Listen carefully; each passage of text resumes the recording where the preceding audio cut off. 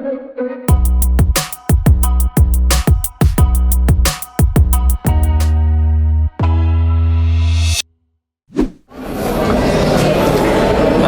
sih tempatnya, enak juga ya. Asik ini gue buat kalau nunggu operasi atau nunggu poli, gue kesini. Pasti sini. Karena menurut gue tempatnya dekat saya dari rumah sakit Jakarta dari Sigma. Kemudian menunya enak, harga nggak terlalu mahal. Oke lah harga, oke sih oke. Terus minumannya juga enak. Jadi kalau gue prefer udahlah pasti kesini gue. Gitu. Kemarin operasi selesai jam berapa, Dok? Kemarin cepet sih mulai jam 10-an, jam 12 kelar, jam 1 beres-beres sih. Best kemarin. Best lumbar ya? Best lumbar, jadi pasien dia tuh habis PLDD, laser di tempat lain. Oh sebelumnya tindakan di tempat lain? Nah tempat lain, terus gue juga nggak tahu, habis itu dibilang katanya udah sembuh gitu. Pasiennya pulang, rumahnya di Lampung tuh pasien. Pasien pulang ke Lampung, mungkin aktivitas gitu ya, nyeri lagi. Terus dia gue tanya kok nggak balik ke yang dokter sebelumnya, katanya dokter sebelumnya lagi cuti atau apa gitu. Jadi ke Sigma. Tapi anyway, ya alhamdulillah sekarang udah oke sih, udah jalan lagi, udah nggak sakit. Hamin 1 setelah tindakan kan kemarin ya berarti ya? Iya, Hamin 1 datang, terus kemarin tindakan, ya hari ini tadi gue lihat sih oke sih, kondisi udah jalan, udah ke kamar mandi sendiri, udah nggak sakit lagi. Alhamdulillah.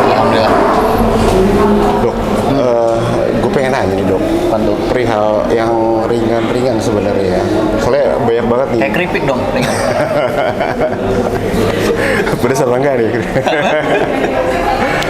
Jadi tentang apa namanya, perihal kesemutan sama kebas. Nah, banyak nih orang awam nih nggak tahu nih perihal kesemutan sama kebas. Dia ngebandingin ini sebenarnya dirasakan ini saraf kejepit atau bukan sih kayak gitu. Itu cara apa namanya untuk mengetahui bahwa itu ciri-ciri saraf juga apa? Ya sebenarnya kan kalau kita mencoba mengartikan lah ya.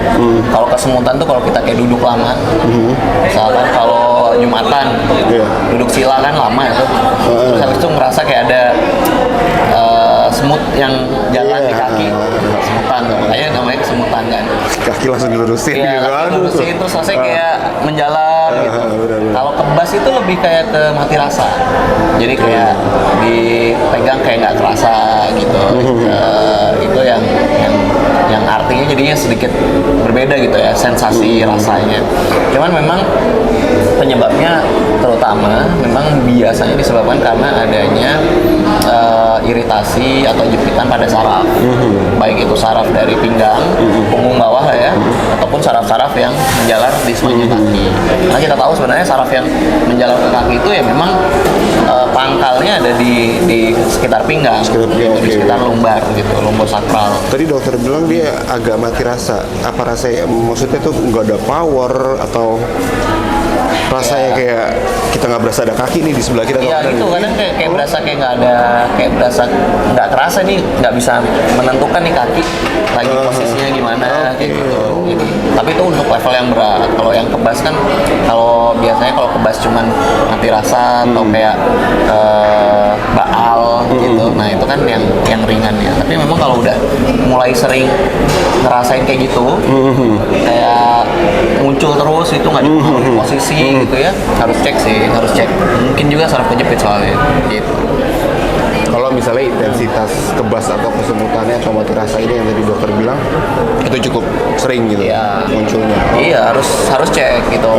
Apalagi kalau misalkan kayak misalnya lagi duduk, kita lagi kerja kantor duduk, atau misalkan habis naik Gojek gitu ya, habis duduk kok kayaknya nggak kerasa kaki, nah harus mulai waspada tuh, harus periksa kayak gitu. Jangan saraf kejepit.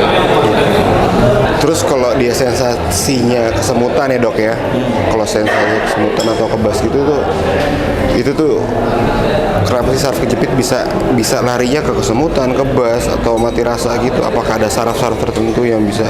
Ya intinya sih karena sinyal listriknya ketahan. Karena sinyal kan si saraf ini dia kayak kabel gitu. Jadi kalau di terminalnya, di pangkalnya ada yang kejepit, kan sinyal listrik ke saraf-saraf selanjutnya yang mengalir ke kaki itu juga terganggu. Makanya jadinya kerasa ada yang kesemutan, ada yang nyeri, ada yang baal atau kebas mati rasa. Sampai kalau yang level berat itu si saraf ini dia kan mengalirkan listrik. Nah, listrik ini juga membuat kekuatan otot kaki untuk bergerak. Nah, pada level yang berat, jepitan yang berat itu bisa sampai bikin kekuatan otot kaki itu menurun. Akibatnya ada yang lumpuh kayak gitu. Kalau yang neglect gitu ya, nggak diperiksa atau ignorance gitu, nggak mau periksa gitu, bisa sampai kayak gitu.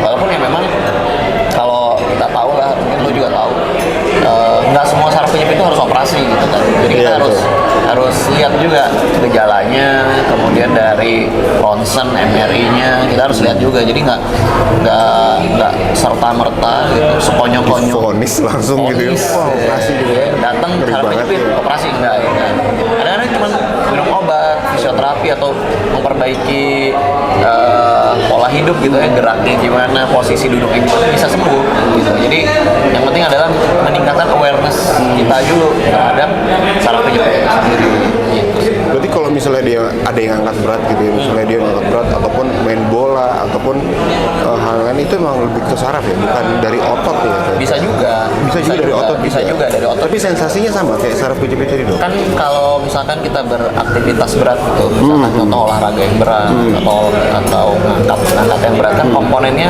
ada otot, ada tulang, ada saraf dong, ya kan, untuk bergerak kan. Nah memang kalau pada kondisi yang sering gitu, misalkan ngangkat beban yang berat, misalkan lagi pindahan angkat berat atau pemula-pemula kayak gua nge-gym baru-baru gitu, atau langsung berat gitu, ototnya kan belum kuat tuh. Ototnya belum kuat sehingga belum bisa menopang si tubuh gitu. Akibatnya ya akhirnya terkorbankan saraf.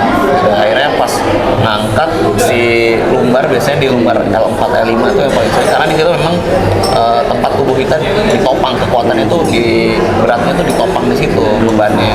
Kayaknya di situ yang sering kena, si diskusnya, si bantalan tulang itu nonjol keluar, akhirnya neken ke si sarafnya.